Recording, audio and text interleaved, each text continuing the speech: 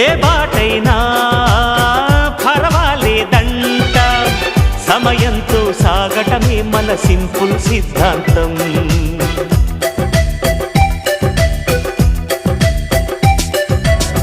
చిరుగాలికి పరిమళమిచ్చే సిరిమల్లెల వనమై ఉందాం, గగనాన్ని నేలను కలిపే హరివిల్లుల వంతెన అవుదాం. ఆనందం అంటే అర్థానమంతా, ప్రతి పూట పాటై సాగే హుషారు సరిగమలో. ఎన్నో ఎన్నో రాగాలుండే సంగీతం కాదా, చల్లకి నవ్వుల కేరింత.